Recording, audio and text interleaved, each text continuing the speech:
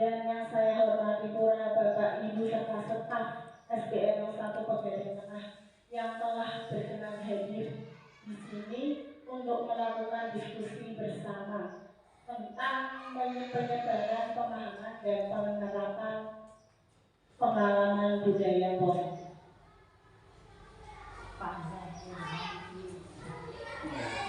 Nama saya Yudha Widianingrum, tentunya Bapak Ibu sudah tahu ya. Saya CPP Angkatan 9 Kabupaten Pekalongan, mengajar di SDN 01 Pegadaian Tengah. Hari ini saya akan memaparkan sebuah materi tentunya barangkali sangat dibutuhkan oleh Bapak Ibu guru, karena saya juga setelah mempelajari tentang budaya positif ini tercerahkan pemikiran saya mengenai bagaimana cara menerapkannya pada siswa-siswa kita di kelas, terutama tentang kendala-kendala yang dihadapi mengenai siswa-siswa. Nah, apa saja yang akan kita pelajari pada siang hari ini, yaitu tentang konsep inti budaya positif, di antaranya yaitu perubahan paradigma belajar baru, disiplin positif, nilai-nilai kebajikan, kebutuhan dasar manusia, motivasi perilaku manusia, posisi kontrol guru, keyakinan kelas, dan segitiga restitusi. Kita masuk ke dalam pembelajaran dengan paradigma baru. Selama ini mungkin kita lebih menerapkan pembelajaran dalam bentuk metode ceramah atau konvensional lainnya. Nah, pembelajaran dengan paradigma baru merupakan pembelajaran yang dirancang berdasarkan prinsip pembelajaran berdiferensiasi, sehingga para peserta didik belajar sesuai kebutuhannya berdasarkan tahap perkembangan sesuai teori psikologi modern untuk mewujudkan profil belajar Pancasila. Pada intinya Bapak Ibu, mungkin dulu kita menerapkan kurikulum 2013. Nah, dalam penilaian ada 3 ranah ya, ranah sikap sosial, ranah keterampilan, dan juga ranah pengetahuan. Pembelajaran dengan paradigma baru ini atau dengan pandangan baru, di mana kita lebih menekankan pembelajaran berdiferensiasi. Maksud pembelajaran berdiferensiasi di sini itu sesuai dengan kebutuhan dan minat siswa kita di dalam kelas. Kita tidak lagi mengontrol siswa, meminta siswa melakukan ini itu, tapi kita diharapkan mengetahui minat dan juga kebutuhan siswa kita di kelas itu apa. Kemudian di dalam pembelajaran berdiferensiasi ini, kuncinya adalah tahap perkembangan ini harus untuk mewujudkan profil pelajar Pancasila yang telah digaung-gaungkan oleh pemerintah pada kurikulum Merdeka tahun ini. Salah satunya ada apa saja Bapak Ibu? Rumus yang pertama, beriman bertakwa kepada Tuhan yang Maha Esa dan berakhlak mulia. Kemudian ada apa lagi Bapak Ibu? Berkebinekaan global, bergotong royong, kreatif, nasionalistis, dan mandiri. Nah, ada lagunya ya Bapak Ibu? Ada lagunya? Ada. Bagaimana kalau kita bernyanyi bersama terlebih dahulu ya, biar lebih semangat. Moga ada yang mau nih, begini, profil pelajar Pancasila, moga begini. Tapi kalau saya katanya biasanya apa lagi? Iya, lagi. Bagaimana pasang? Macam nada. Oke. Bisa dimulai ya? Iya. Apa yang sesuai dengan saya atau jawab? Monggo. Monggo. Biasanya biasa diterapkan di kelas tetap, ya. Apa lagu profil pelajar Pancasila. Seperti ini Bu. Pelajar Pancasila beriman dan bertakwa pada Tuhan yang Esa dan berakhlak mulia. Kalau saya biasanya mandiri. Oke.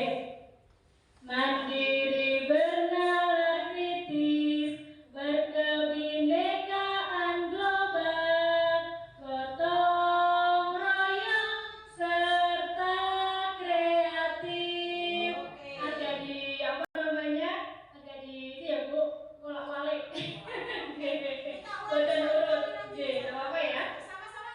Sarang-sarang? Mengajar Pancasila, beriman dan bertakwa pada Tuhan Yang Esa, dan berakhlak mulia, mandiri bernalar kritis, berkebinekaan global, gotong royong serta kreatif. Sekali lagi sudah? Oke, teman-teman. Terima kasih Bu Yeni telah menyempatkan bernyanyi bersama tentang profil pelajar Pancasila. Ini merupakan yang sedang kita terapkan ya Bapak Ibu di kurikulum Merdeka. Kita lanjutkan. Nah, di sini ada miskonsepsi tentang teori kontrol, di mana kita sebagai seorang guru biasanya mengontrol murid, betul? Nah, jangan bermain di atas tanah. Nah, tidak boleh ini, tidak boleh itu. Nah, ternyata Bapak Ibu, Main di sungai. ya, ternyata Bapak Ibu pandangan tentang mengontrol murid dan kita sebagai beranggapan bahwa seorang orang yang dewasa tentunya kan Bapak Ibu guru. Di sini fokusnya orang dewasa itu adalah Bapak Ibu guru berhak memaksa. Kita beranggapan seperti itu, betul? Kita berhak memaksa murid-murid kita di dalam kelas. Padahal itu adalah hal yang keliru. Kita tidak boleh. Kita harus mengetahui pandangan dari murid-murid kita. Karena apa yang dilakukan oleh murid kita tentunya memiliki alasan dan tujuannya pasti. Biasanya murid A nakal, dia sering mengejek bapaknya siapa. Nah, kita tidak tahu itu, padahal ada tujuannya. Kenapa dia melakukan hal tersebut? Itu ada tujuannya Bapak Ibu. Kita lanjutkan. Nah, selama ini kita mengetahui tentang pandangan teori belajar dari Piaget tentang stimulus respon. Padahal stimulus respon sekarang sudah dialihkan menjadi teori kontrol, Bapak Ibu. Yang pandangan di mana kita berpikir realitas kebutuhan kita itu sama, bahwa kita beranggapan kebutuhan dari siswa-siswa itu sama di dalam kelas. Padahal dalam teori kontrol, realitasnya kebutuhan dari setiap siswa itu berbeda. Misalnya, kebutuhan Alfa dengan kebutuhan Marisa itu berbeda. Kita tidak bisa menyamaratakan antara kedua kebutuhan dari siswa-siswa kita. Selanjutnya, semua orang melihat hal yang sama. Kita beranggapan bahwa siswa kita itu sama. Padahal setiap orang memiliki gambaran berbeda. Kita ketahui pikiran-pikiran itu kan berbeda ya Bapak Ibu, antara satu pemikiran dengan pemikiran orang lain itu berbeda. Kemudian kita mencoba mengubah orang agar berpandangan sama dengan kita. Padahal dalam teori kontrol kita berusaha memahami pandangan orang lain tentang dunia. Jadi bukan kita yang mengubah orang, tapi kitalah yang berusaha memahami pandangan orang lain yang berbeda. Pandangan anak-anak kita yang berbeda. Bukan kita yang mengubah anak, tapi kita harus memahaminya terlebih dahulu. Kemudian perilaku buruk dilihat sebagai suatu kesalahan. Nah, ini juga terkadang biasa saya alami di dalam kelas. Oh, anak itu berperilaku seperti ini, itu salah. Padahal semua perilaku tadi memiliki tujuan masing-masing. Orang lain bisa mengontrol saya, padahal menurut teori kontrol hanya Anda yang bisa mengontrol diri Anda sendiri. Berat-beratnya kita dalam mengajar siswa kita di dalam kelas, jika siswa kita tidak memiliki motivasi di dalam diri atau motivasi intrinsik, itu akan tetap. Mereka tidak akan mengalami perubahan. Selanjutnya, pemaksaan ada saat bujukan beda. Kolaborasi dan konsensus menciptakan pilihan-pilihan baru.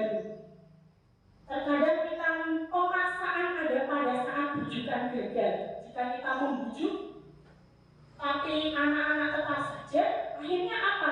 Akan adanya pemaksaan.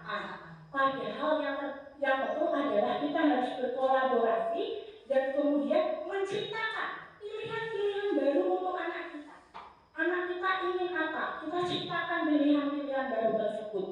Kemudian model berpikir menang atau kalah menjadi model berpikir menang-menang. Nah, kita lanjutkan tadi. Di sini kita lanjut tentang disiplina yang artinya belajar disiplin mengacu pada disiplin diri yang memiliki tanggung jawab terhadap apa yang dilakukannya berdasarkan nilai-nilai yang diyakininya.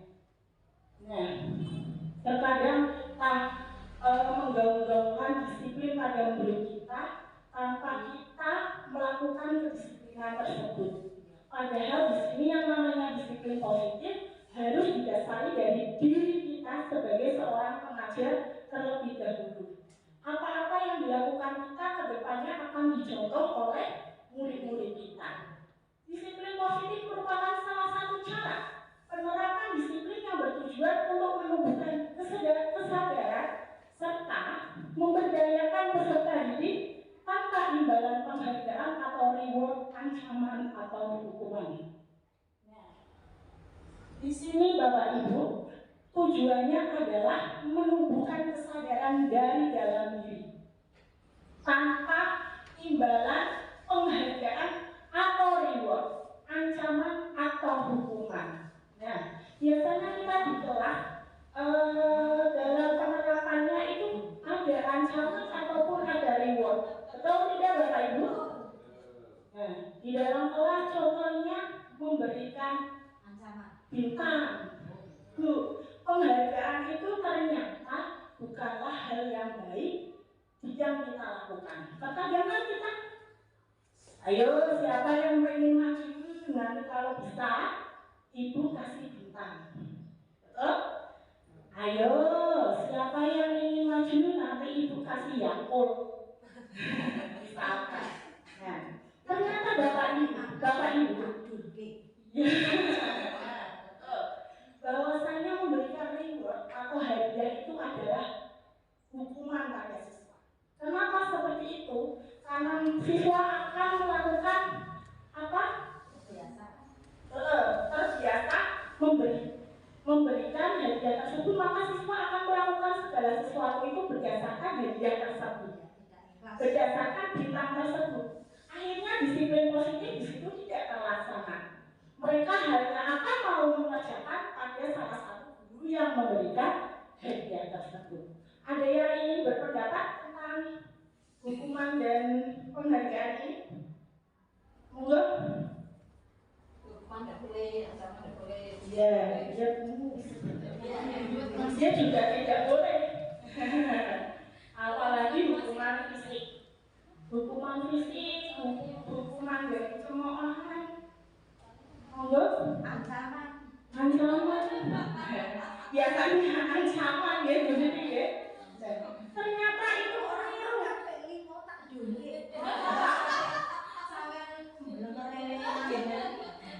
tak enggak. Ternyata itu sangat membekas dalam diri peserta didik kita. Itu juga saya alami sendiri ketika dulu saya menjadi seorang siswa Bapak Ibu. Dipentong nganggo pensil, saya teringat sampai saya sedewasa ini masih teringat terngiang-ngiang apa yang dilakukan oleh guru saya yang dahulu tersebut. Semoga Bapak Ibu guru di sini tidak melakukan hal tersebut ya Bapak Ibu.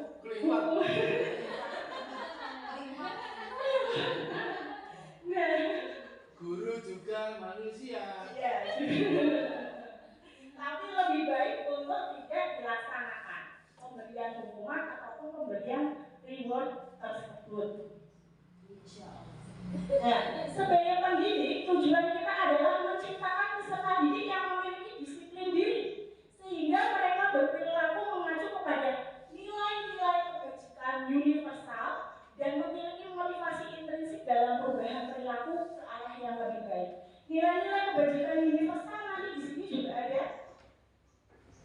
Bu Hilda, sebelum disampaikan lebih jauh, tadi sudah disampaikan untuk sebagai pendidik atau guru kita tidak boleh memberi hadiah, bahkan itu katanya membunuh siswa karena siswa bisa mengerjakan kalau mau mengerjakan kalau ada hadiah. Kemudian berikutnya, sebagai pendidik atau guru tidak boleh menghukum karena hukuman itu apa yang sudah dialami oleh Bu Hilda sendiri sampai dewasa dan jadi guru sampai detik ini masih membekas.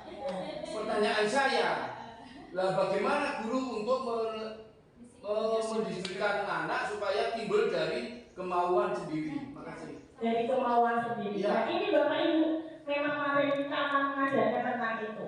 Sebelum tadi pertanyaan Pak Sugeng tersebut, kita harus mengetahui dulu Bapak tentang nilai-nilai kebajikan yang harus ditanamkan di dalam siswa. Sebelum tadi ya Pak ya, masuk dari pertanyaan Bapak, saya jelaskan terlebih dahulu. Nanti ada segitiga restitusi untuk menerapkan pembelajaran disiplin positif yang ada dalam diri atau dari motivasi intrinsik.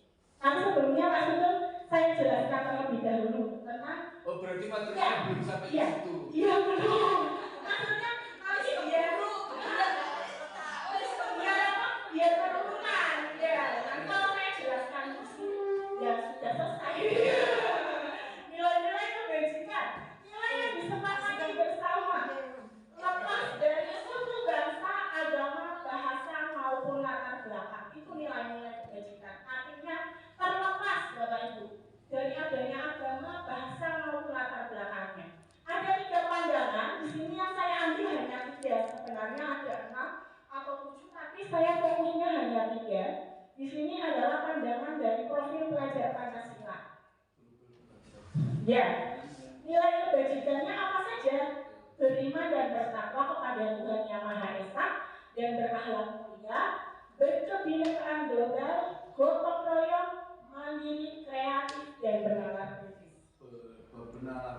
Bernalar kritis. Punya nama.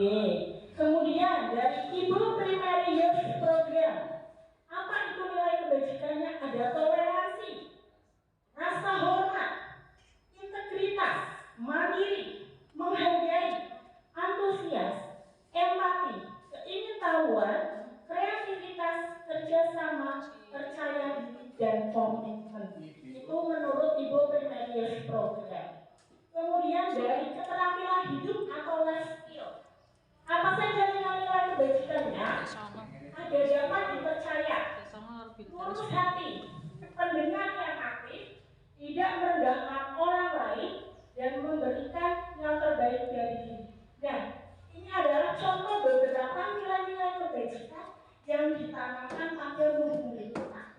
Kemudian Bapak Ibu, saya ingin bertanya, adakah nilai kebajikan yang ingin Bapak Ibu terapkan di kelas Bapak Ibu terhadap murid-murid Bapak Ibu?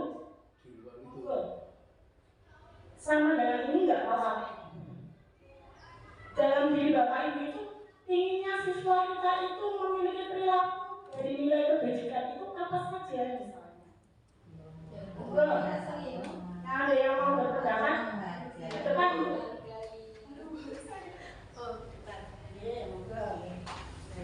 Terima kasih untuk waktunya. Nilai-nilai kebajikan yang nantinya kami harapkan untuk murid saya di kelas, yang pertama itu menumbuhkan percaya diri. Untuk menumbuhkan percaya diri pada anak, kalau menurut saya di kelas itu agak sulit karena kadang anak-anak itu ketika disuruh maju atau untuk menceritakan misalkan pelajaran bahasa Indonesia seperti itu ya, menceritakan maju itu kadang harus diberi motivasi. Katanya tadi sebelum belajar tadi beda ya, kalau misalkan anak itu supaya bisa maju, ayo tak beri hadiah. Nah, sebelum saya belajar itu yang tadi disampaikan Wilda itu pemberian hadiah memang di kelas biasa saya terapkan seperti itu agar anak itu bisa maju seperti itu. Nah, itu sebelum saya belajar belajar dan tahu Pak. Setelah hari ini tahu, setelah hari ini tahu ternyata kok salah. Nah itu yang pertama adalah percaya diri, menumbuhkan nilai kebajikan percaya diri. Kemudian yang kedua kerjasama. Biasanya kalau anak-anak di dalam kelas untuk kerjasama itu sulit. Seperti misalnya dalam kerja kelompok itu biasanya kalau dikumpulkan anak yang tidak begitu pandai, mohon maaf, biasanya itu kalau dikumpulkan ke anak-anak yang kurang seperti itu. Nah cara kerjasama di situ diharapkan. Kemudian cara berempati. Kalau di kelas saya, empati misalkan kalau misalkan ada teman-teman yang tidak membawa pensil, hal kecil seperti itu. Kalau kebetulan saya mengajar kelas rendah, kelas 2, untuk anak pinjam pensil aja, nggak boleh, jangan, ini punya saya, kayak gitu. Nah itu tuh nilai-nilai kebajikan yang ingin saya harapkan di kelas kami. Terima kasih sekali buat nanti. Itu tadi adalah nilai kebajikan yang diharapkan ada di kelas Tuhan Tati. Salah satunya tadi ya, percaya diri, kerjasama, dan juga empati. Dan ada banyak sekali di sini Bapak Ibu nilai kebajikan yang harus ada dan harus diterapkan di peserta didik Bapak Ibu. Agar apa? Agar dapat menumbuhkan disiplin positif. Kunci dari disiplin positif adalah penerapan dari nilai-nilai kebajikan tersebut. Oke? Ada yang mau berpendapat lain selain buat tadi nilai kebajikan apa sih yang ingin diterapkan di kelas Bapak Ibu? Ini buat tadi tentang percaya diri, tentang kerjasama dan juga empati. Empati sangat perlu sekali Bapak Ibu ya. Biasanya kita itu hanya simpati saja yang ada dalam diri kita. Bu, kayak kelasnya Bu, orang samu, cukup sampai itu. Orang samu, itu kan hanya simpati ya. Hatinya hanya tergerak. Lah empati itu kan harus bergerak. Ya harus bergerak itu apa? Kita harus menumbuhkan pada sikap empati tersebut kepada peserta didik kita. Dengan nenek orang samu, kalau kamu punya uang lebih, kamu bisa memberikan sedikit jajan kepada temanmu yang tidak membawa uang saku tersebut. Oke, itu tadi ya Bapak Ibu, nilai-nilai kebajikan yang harus ada. Kemudian, selain nilai kebajikan, dari tadi yang kita pahami terus selanjutnya adalah kita harus memahami kebutuhan dasar manusia. Kebutuhan dasar peserta didik kita di dalam kelas. Ini juga adalah kunci utama untuk menumbuhkan budaya positif di dalam kelas. Kebutuhan dasar manusia adalah segala sesuatu yang kita lakukan untuk mendapatkan apa yang kita inginkan. Seluruh tindakan yang kita lakukan memiliki tujuan tertentu dan semua usaha terbaik yang kita lakukan adalah dalam rangka agar kebutuhan dasar kita terpenuhi dengan baik. Lalu apa saja Bapak Ibu kebutuhan dasar yang harus kita penuhi? Nah, di sini ada 5 kebutuhan dasar manusia yang harus terpenuhi. Salah satunya yaitu bertahan hidup. Tidak hanya peserta didik kita, tapi kita juga tentunya memiliki kebutuhan dasar bertahan hidup. Dengan apa? Dengan cara apa biasanya Bapak Ibu? Kalau bertahan hidup itu makan, minum, betul sekali. Nah, kemudian kasih sayang dan rasa diterima. Kasih sayang dan rasa diterima. Sayang dan rasa diterima. Biasanya Bapak Ibu, contohnya Pak, kalau di WA, kan punya WA group banyak ya Pak ya. Kalau di WA-nya WA keluarga, kadang kita menjadi point of view, menjadi selebgram di hati-hati dalam WA tersebut. Itu biasanya kalau WA keluar ya. Tapi misalkan WA-nya WA untuk komunitas guru Bapak Ibu, kita pasti tentu beranggapan tidak dibutuhkan di situ. Nah, apa kasih sayang dan rasa diterima tersebut kita akan lebih termotivasi jika kita membalas WA keluarga. Biasanya seperti itu. Ini kok nggak ada komen dari Bu Yulia, misalnya itu nggak ada komen dari Mbak Yulia, nanti saya akan bersemangat untuk berkomentar di grup WA tersebut. Tapi saya tidak bersemangat jika saya tidak dibutuhkan di grup WA komunitas yang besar. Itu contohnya. Lalu bagaimana contohnya di siswa? Kasih sayang dan rasa diterima ini biasanya siswa-siswa itu sering catat, cari perhatian. Salah satunya kasih sayang dan rasa diterima itu tidak terpenuhi oleh siswa kita, maka siswa kita akan cari perhatian. Bintang. Contoh bintang ya Pak. Adalah membantu bintang tersebut untuk memenuhi rasa diterimanya dengan misalnya memberitahu orang tuanya seperti itu. Kemudian Maaf, saya potong Bu. Setelah kita bisa menerima bintang, perubahan apa yang kita harapkan dari bintang Bu? Nah, perubahan apa yang diharapkan? Ya, dia tidak lagi cari perhatian tersebut Pak. Itu kan yang kita harapkan. Kalau Kebutuhan dari kasih sayang dan rasa diterimanya telah terpenuhi. ya harusnya kan kita punya apa itu ada umpan balik, Ya. perubahan apa yang diharapkan itu kita setelah dia katakan namanya caper, kita bisa menerima, memahami, oh anak ini butuh perhatian, ya saya perhatikan. Kemudian dari perubahan sikap yang kita terima itu gimana gitu, kita diharapkan bintang itu merubah sikap bagaimana.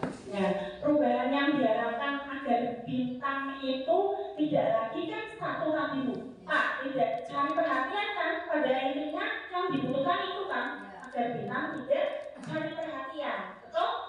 Nah, agar dia tidak cari perhatian, tugas guru itu adalah memberikan rasa sayang dan rasa diterimanya tersebut dengan memperhatikan bintang, dengan memahami apa yang diharapkan oleh bintang, dan salah satunya juga dengan memanggil orang tuanya untuk memberitahu tentang kebutuhan yang tidak diterima oleh bintang tersebut. Lalu apa yang terjadi dari bintang yang didapatkan dari bintang tentunya bintang akan menjadi pribadi yang lebih tenang dan tidak melakukan tidak mengulangi perbuatan tersebut. Maka nyaman, Nyaman. jadinya nggak pindah sekolah gitu ya. Betul sekali. Nyaman di sini jajan satu malah orang ada. Iya. Orangnya langsung jalan orang bintang Pak orang tiba-tiba.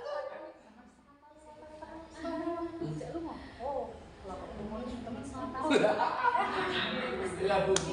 Ya, kita lanjutkan kemudian ada penguasaan. Penguasaan itu biasanya jika kita juara. Nah, juara. Kita itu memerlukan kebutuhan tentang penguasaan tersebut. Dia dihargai. Oh, aku juara. Oh, aku bisa menjawab soal matematika. Oh, ternyata aku bisa menjawab soal dari Pak Sugeng misalnya pas PJOK bisa masukkan bola. Itu adalah penguasaan. Dan ini adalah kebutuhan dasar. Jadi setiap orang memilikinya Pak.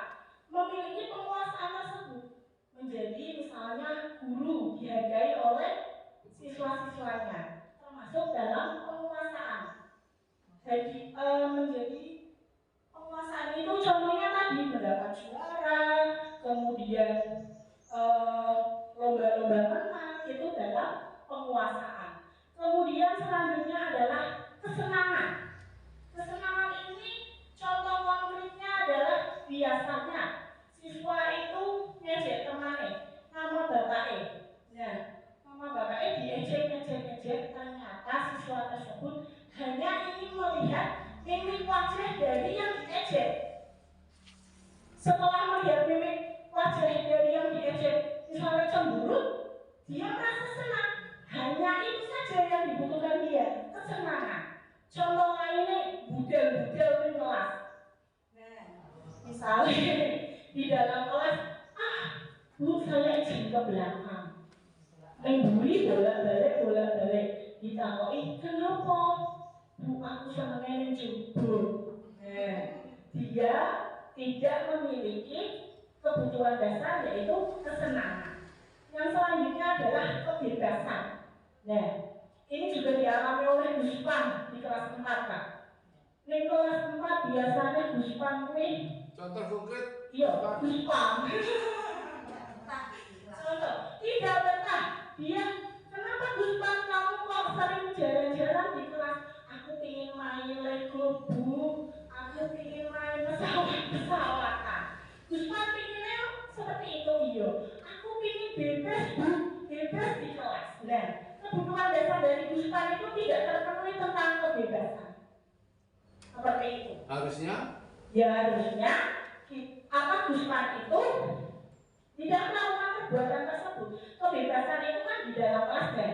Harusnya gurunya di dalam kelas itu juga bisa untuk melakukan pembelajaran yang diminati oleh Guspan agar kebebasan Guspan di dalam kelas itu dapat terkondisikan. Seperti itu. Itu belum semuanya ya? Bukan Ya, belum. Hanya 5.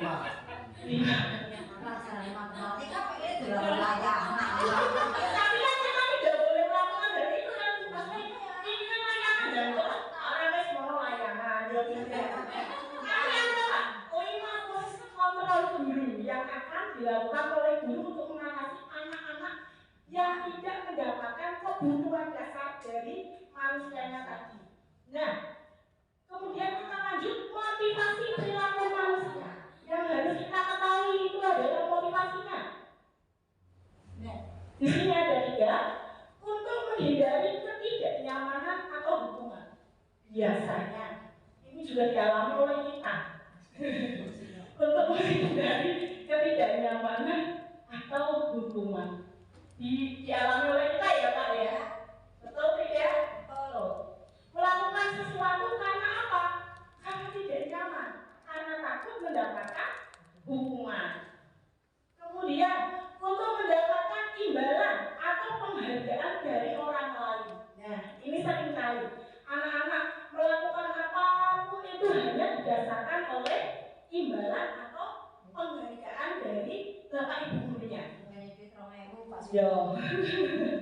Mijeti ya? Misalnya motivasi belajar di kelasnya, saya mau membaca Bu, tapi saya dapat bintang 5. Nah, itu berarti dari apa motivasinya? Ekspresi dari luar Pak, bukan dari dalam dirinya.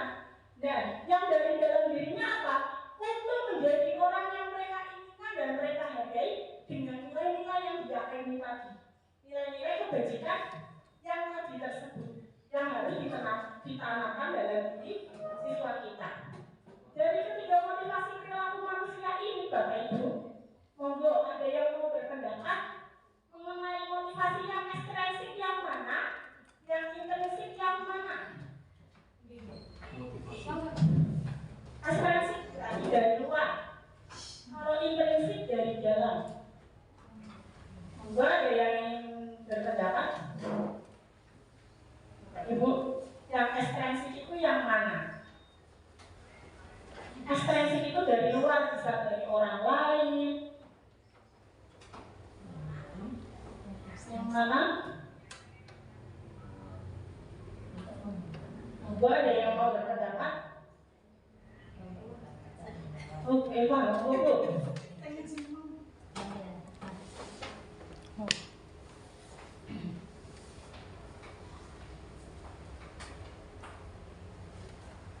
Assalamualaikum warahmatullahi wabarakatuh. Kenalan dulu ah. Kenalan dulu Pak. Aku panggil telat. Perkenalkan nama saya Syifa Nasuro. Saya di sini jabatannya sebagai guru kelas Pak. Di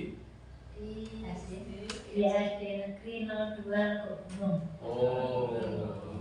Pun kenal pun. Pagi mengenal nggih. Takkan kula mboten Pak Sugeng. Pak Sugeng. Kenal Pak. Tadi saya masih tidak diajak kenalan. Apa?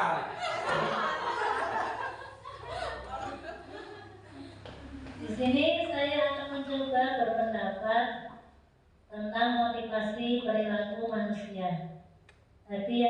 ditanyakan oleh Bu Hilda, yang mana yang termasuk motivasi ekstrinsik.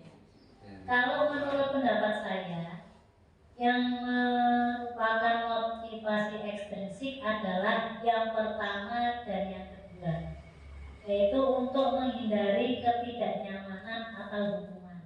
Karena rata-rata murid kita berperilaku baik, berperilaku disiplin karena menghindari ketidaknyamanan atau supaya tidak dihukum. Kemudian yang kedua, mereka berperilaku disiplin karena untuk mendapatkan imbalan atau penghargaan dari orang lain. Jadi ada embel-embelnya supaya diberi penghargaan.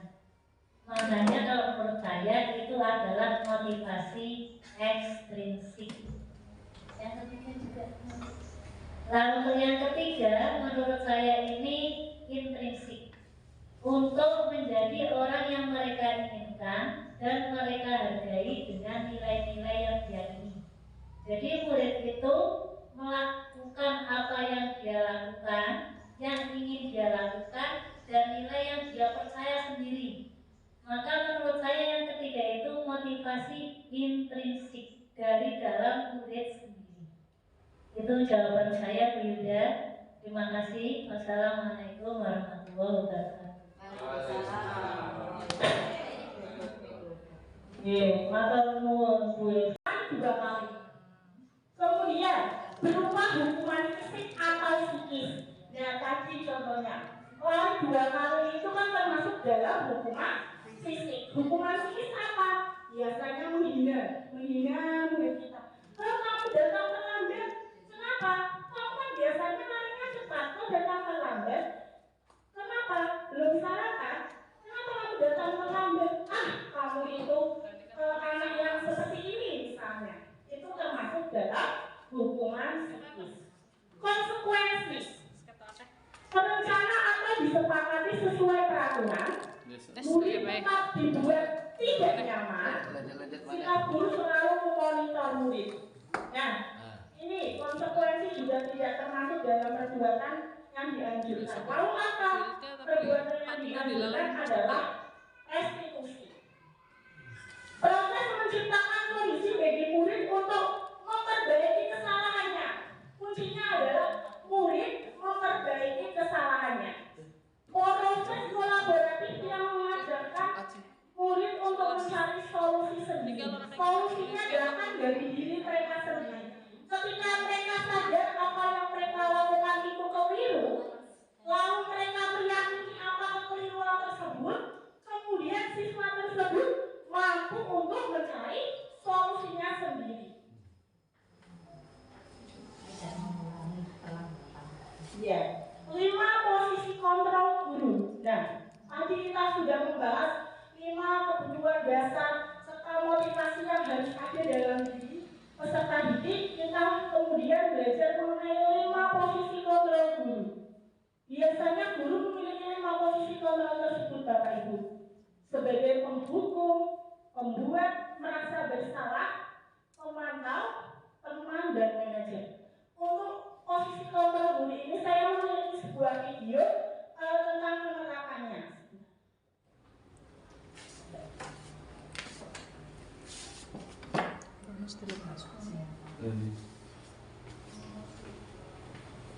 Cik panas ya, kipas siji kurang berarti. Tengah semua ternyata kurang tengah. Oke, nonton video. Sangat bahagia Ibu dan Bapak Guru hebat. Dalam penerapan disiplin positif restitusi, salah satu program yang dikembangkan adalah 5 posisi kontrol. 5 posisi kontrol dalam restitusi adalah proses perjalanan seorang pendidik agar dapat mengenali dirinya. Pada video kali ini, kita akan membahas tentang 5 posisi kontrol yang dikembangkan oleh Diane Dawson dan contoh penerapannya.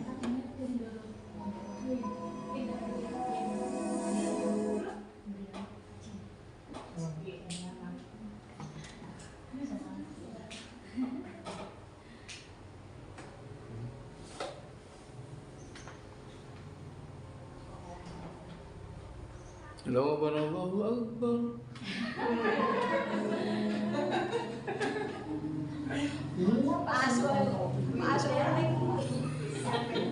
Posisi penghukum. 2. Posisi pembuat merasa bersalah. 3. Posisi teman. 4. Posisi pemantau atau monitor. Dan 5. Posisi manajer. Untuk lebih memahami kelima posisi tersebut, mari kita saksikan kasus Naren yang terlambat hadir 20 menit di sekolah dan melihat bagaimana kelima posisi kontrol dalam menghadapi masalah tersebut. Posisi menghukum, penghukum.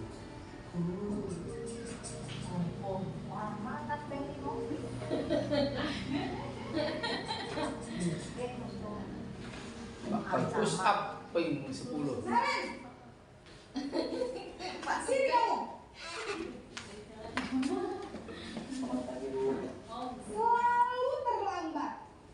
Kamu deh, pasti terlambat. Gumus ki. Lo kate Pak. Pas. Kate pengusul. Idene iki pas. Kapan sih kamu tidak terlambat? Malas sekali ya kamu jadi anak. Darah.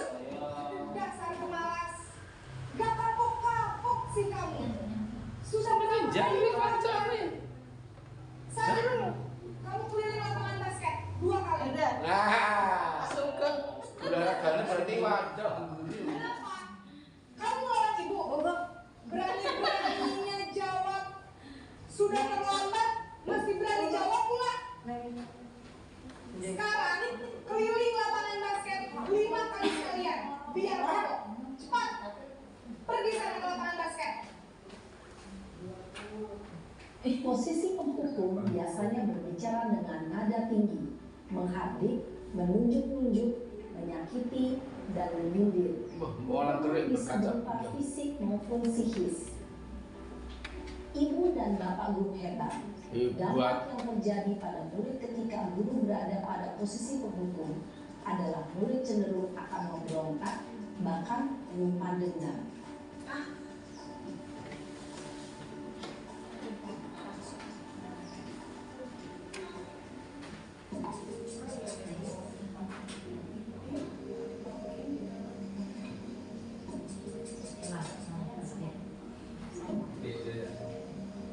Naren,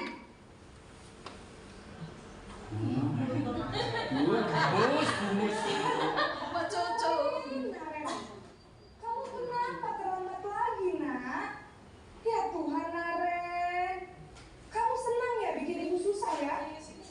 Kalau kamu terlambat lagi, nanti ibu yang ditegur bapak kepala sekolah, nak. Disangka ibu tidak bisa Ya, menang. ditegur Bu Siti, Nak.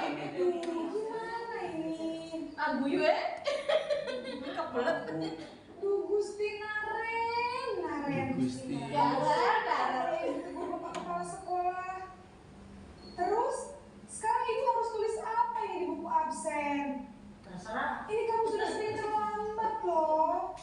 Ibu harus apa coba? Maaf Bu, maaf sekali. Ya sudah, lain kali jangan bikin ibu susah lagi ya nak ya. Ibu tidak akan kuat lagi kalau kamu begini terus. Bisa jantungan kalau ibu ditegur bapak kepala sekolah. Sana cepat kelas. Maaf ya Bu, maaf sekali. Lapa hubungnya lama. Posisi pembuat rasa bersalah berbicara dengan nada tenang, cenderung lembut. Namun kata-kata yang diutarakan membuat murid merasa menjadi orang yang gagal, memandang buruk dirinya sendiri, merasa tidak berharga, dan tidak sanggup membahagiakan orang lain. Ketika guru mengambil posisi pembuat rasa bersalah, murid akan menganggap dirinya yang bersalah dan ia akan menyimpan emosi negatif tersebut di dalam dirinya.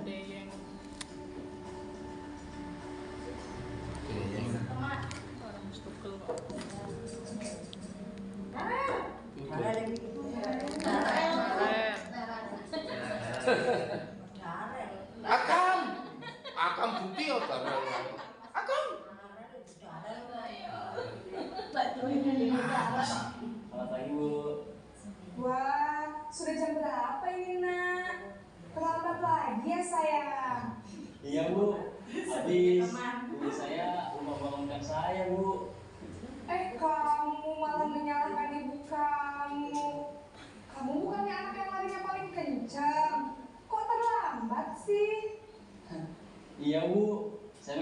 banget bangun tadi. Jadi biarpun saya lari kencang, tetap gak kejar, Bu. Ya sudah sana, nanti lain kali lainnya lebih kenceng lagi ya. Oh, tiba. Lagi. Bikin seneng ibu dari ibu. Bisa kan? Bisa lah, Bu. Ya sudah sana masuk kelas. Ibu beresin urusan absen kamu. Kamu ini ada-ada saja. Teman. Dalam posisi teman, guru berbicara dengan nada suara ramah, akrab, cenderung bersenda gurau untuk menjaga suasana Jangan. Murid akan Kamu sering nakali sama Fikri. akrab dengan guru. Mencipta identitas sukses atau berhasil.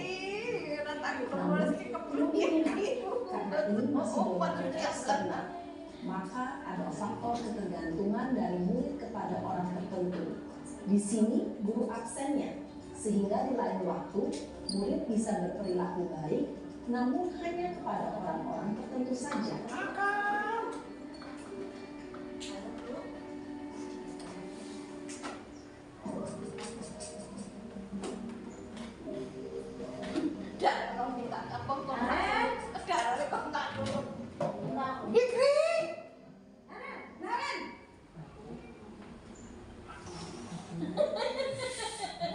Selamat pagi, Bu. Naren, apa peraturan sekolah kita tentang jam berapa kita harus masuk sekolah, nak? Kita Jam 7. harus di sekolah jam 7, Bu. Iya betul, sekarang sudah jam 7.20. Naren sudah tahu konsekuensinya jika terlambat hadir. Paham, Bu.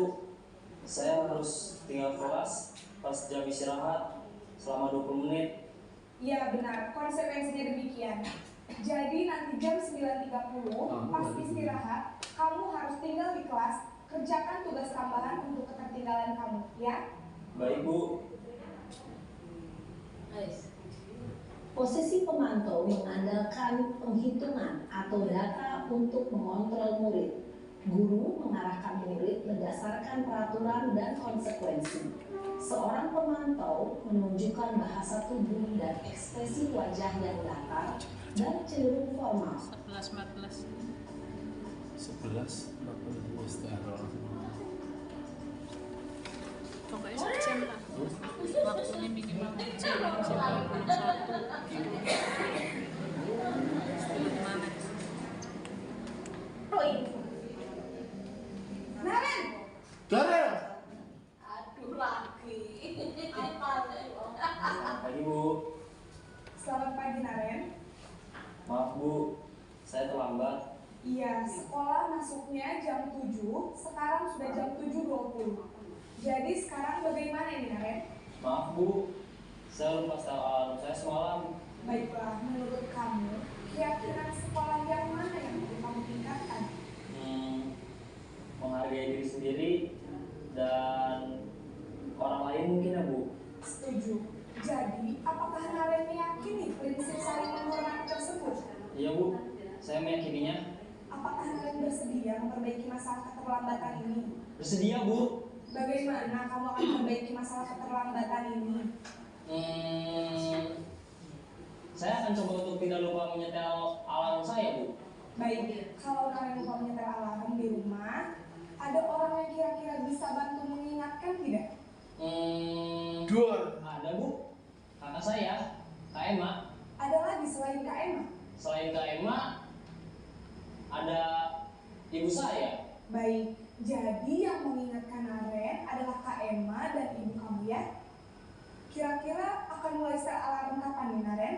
Setelah pulang sekolah, akan segera saya lakukan. Baik, jadi Naren akan setel alarm untuk bangun besok pagi dan akan diingatkan oleh kakak dan ibunda Naren, ya? Ada lagi yang mungkin perlu dilakukan, Naren? Agar tidak terlambat bangun lagi. Tidak ada, Bu. Baik, Naren. Terima kasih untuk kerjasama kamu. Sekarang kamu perlu kembali ke kelas untuk belajar. Baik, Bu. Terima kasih.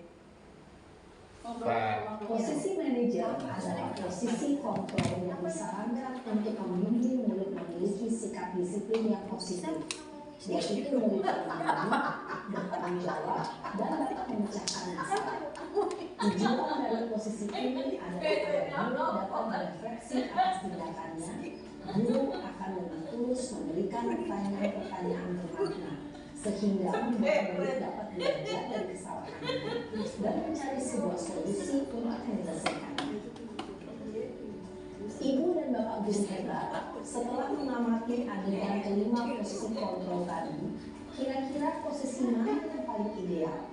Posisi mana yang dapat menunjang motivasi intrinsik murid?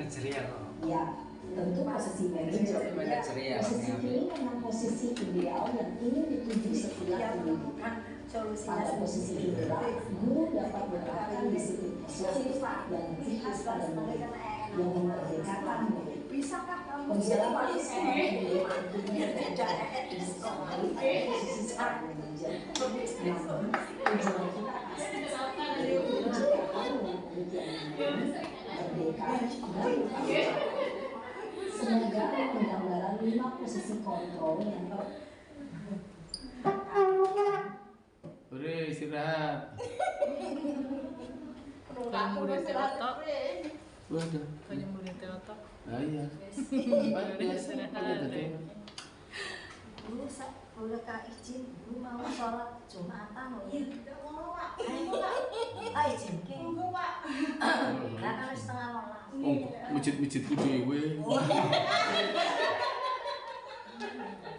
Nah, kita lanjutkan tadi video tersebut sangat membuka pandangan kita ya Bapak Ibu.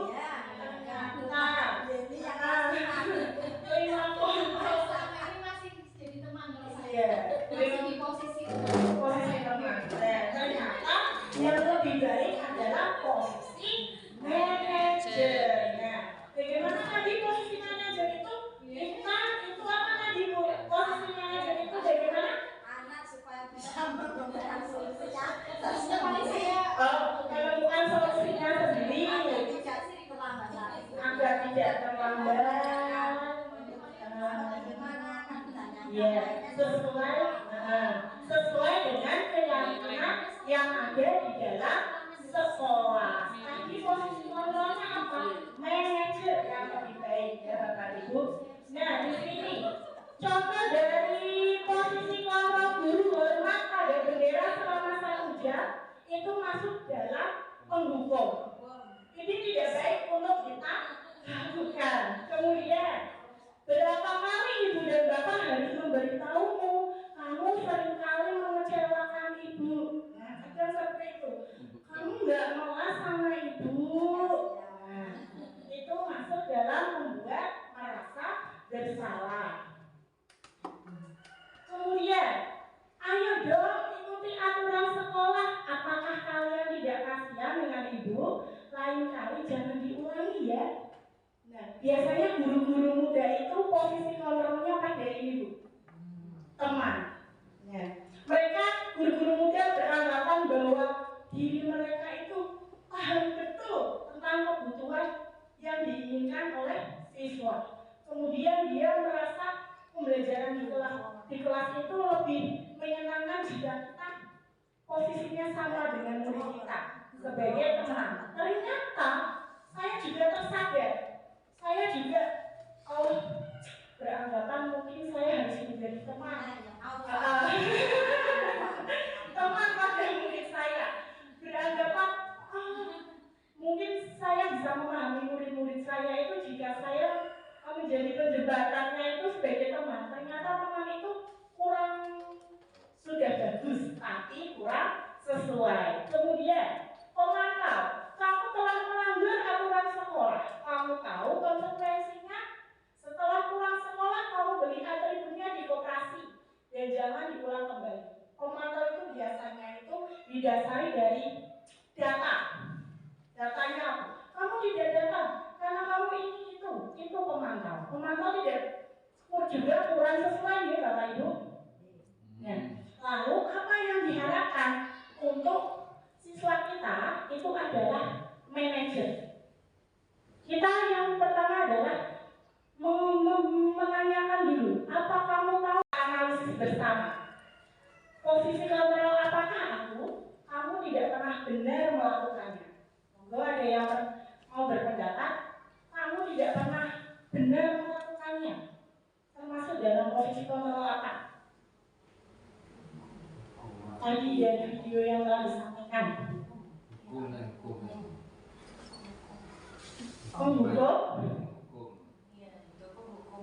tidak pernah benar. Iya. Secara psikis ya Pak ya. Oke, lanjut. Apa rencanamu untuk menyelesaikan masalah ini? Ini masuk dalam manajerial. Coba. Kalau ini, ayolah lakukan demi bapak ibu ya. Teman atau pembuat rasa bersalah? Nah, ayo bapak ibu. Ayolah, demi bapak ibu ya.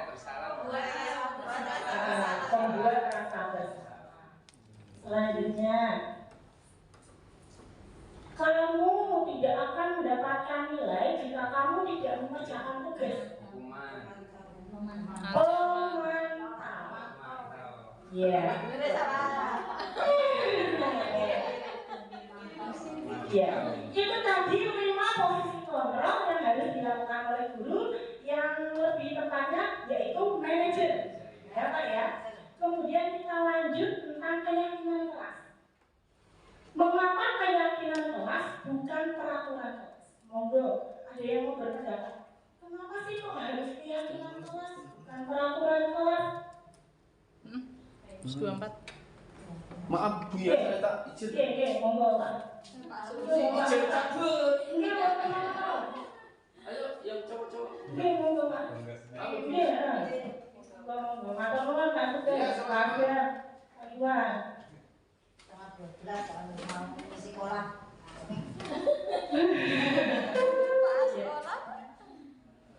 Mengapa keyakinan kelas bukan peraturan kelas? Ya, monggo Bu. Ya Bu, biar tetap dengar di sini aja pulang enggak Pak? Bapak enggak. Dari pertanyaan yang diberikan Brigda, kami ataupun saya mencoba menjawab ya, mengapa keyakinan kelas bukan peraturan kelas. Menurut saya, kalau sebuah peraturan itu biasanya dibuat oleh guru. Peraturan itu biasanya memaksa peraturan. Kemudian kalau keyakinan kelas biasanya itu berdasarkan kesepakatan bersama.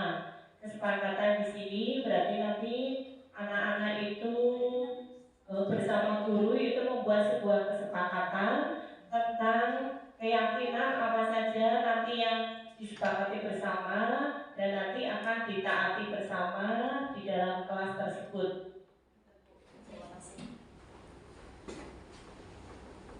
Terima kasih Bu. Betul sekali. Kenapa yang harus kita lakukan adalah keyakinan kelas bukan peraturan kelas. Salah satunya jika peraturan kelas itu didasari dari diri Bapak Ibu guru. Misalnya Bapak Ibu guru telah menuliskan dilarang makan di dalam kelas. Nah, itu hanya satu arahnya dari Bapak Ibu guru. Siswa tidak dilibatkan. Sedangkan keyakinan kelas itu melibatkan siswa di dalam pembentukan kesepakatan. Jadi dari apa? Dari pandangan siswa tersebut. Itu termasuk dalam keyakinan kelas. Nah, lalu bagaimana Bu pembentukan keyakinan kelas? Dalam membentuk keyakinan kelas kita harus bersifat abstrak, berupa pernyataan universal dibuat dalam pernyataan positif. Sedikit saja agar mudah diingat sesuai kondisi kelas dan sekolah sehingga diterapkan. Semua warga kelas atau sekolah dilibatkan dalam pembentukan keyakinan kelas. Di sini saya ada contoh penerapan dari kegiatan keyakinan kelas tersebut.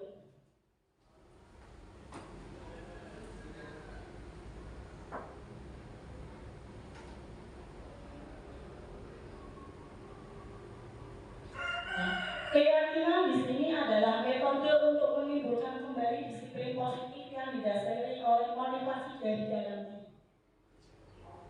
Ya.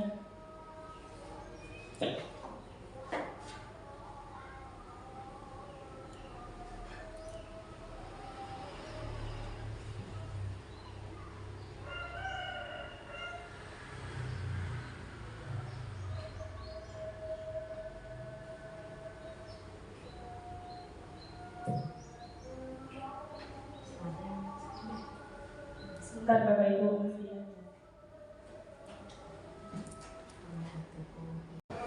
Selanjutnya Bapak Ibu, ini contoh penerapan keyakinan kelas di kelas saya. Bagaimana cara untuk menerapkan keyakinan kelas tersebut? Pertama, kita harus menulis keyakinan yang diinginkan. Keyakinan apa saja yang diinginkan diharapkan di kelas kita. Dari siapa yang menulis? Dari siswa. Kemudian mengulas keyakinan yang telah tertulis. Setelah itu kita mengulas keyakinan apa saja yang tertulis dan memilah keyakinan yang penting dan juga berusaha untuk mengubah keyakinan menjadi kalimat positif.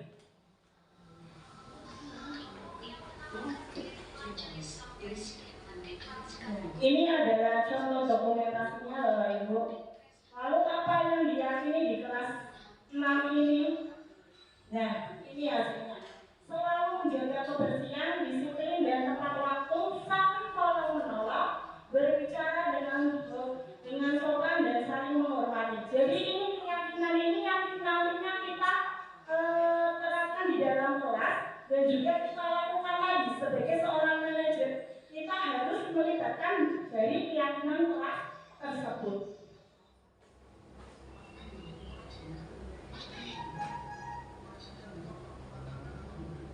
Dari tadi yang sudah kita membuat keyakinan kelas, kemudian di sini ada segitiga restitusi Bapak Ibu. Segitiga restitusi ini didasarkan dari menstabilkan identitas, validasi tindakan yang salah, dan menanyakan keyakinan. Ini dilakukan manakala kita menghadapi siswa-siswa yang memiliki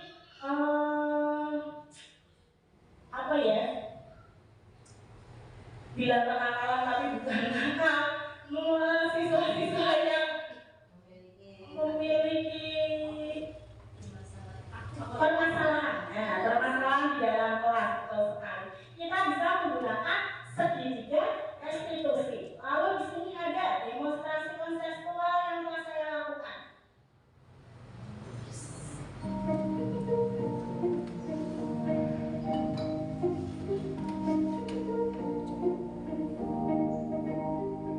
Ini salah satu contoh skenario dalam penerapan segitiga restitusi.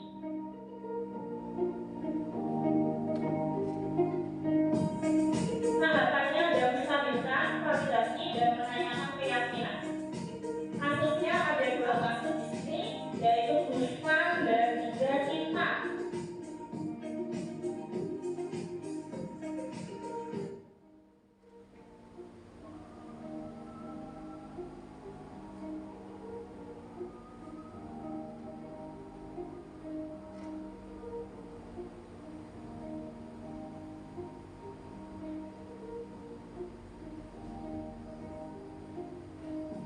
Ini contoh percakapannya, Bapak Ibu.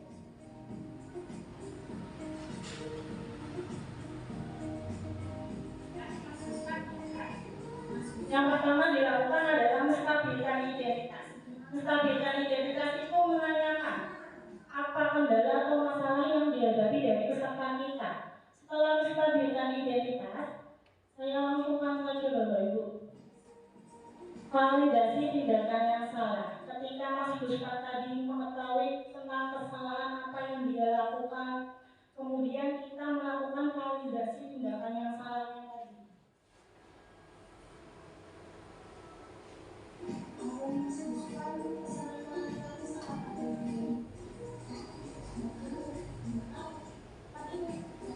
Kita masuk ke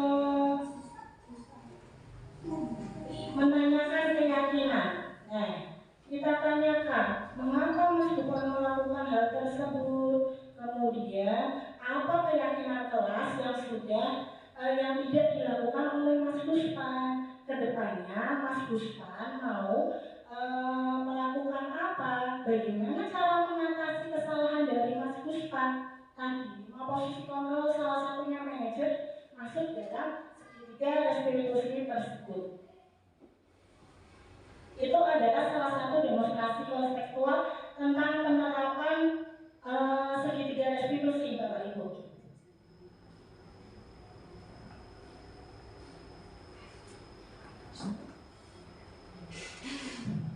Nah, kita masuk ke penghujung acara. Dari tadi yang saya paparkan, mungkin Bapak Ibu mendapatkan sedikit pencerahan deh, Bapak Ibu, mengenai budaya positif, disiplin positif, mengenai motivasi belajar, mengenai keyakinan kelas dan restitusi. Penutupnya, dalam penerapan budaya positif, hendaknya guru memiliki standar kepribadian, profesional dan sosial yang baik, di mana guru mampu merefleksikan dirinya dalam posisi kontrol saat ini. Bagaimana proses perjalanan dirinya sebagai among atau manajer yang menuntut murid-muridnya menjadi insan yang mandiri, merdeka, dan bertanggung jawab sesuai dengan standar nasional pendidikan. Demikianlah presentasi yang dapat saya sampaikan, Bapak Ibu. Monggo barangkali ada utang baik dari presentasi saya bisa sampaikan. Bu Siti, jadi penambah.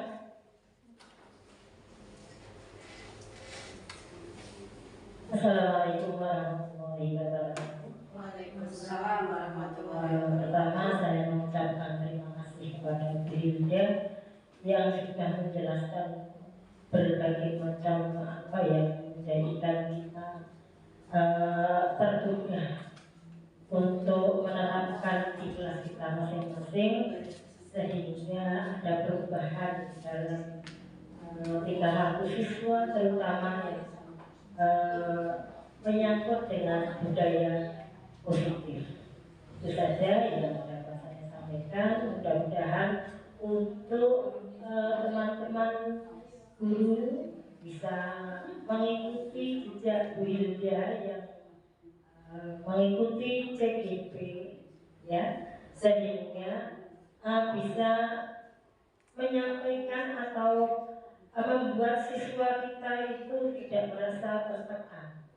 Artinya yang kita sering menghukum dengan kata-kata, kalau fisik saya yakin tidak ada, terutama menghukum tentang psikis anak, sehingga anak-anak merasa minder. Jadi kita membuat siswa untuk percaya diri, sehingga dalam belajar mengajar kita jadi nyaman dan anak-anak bisa menerima apa yang kita sampaikan. Itu saja. Terima kasih. Assalamualaikum warahmatullahi wabarakatuh. Terima kasih sekali Bu Siti terhadap umpan balik yang diberikan. Monggo dari Bapak Ibu guru barangkali ada hadiah. Monggo Bu.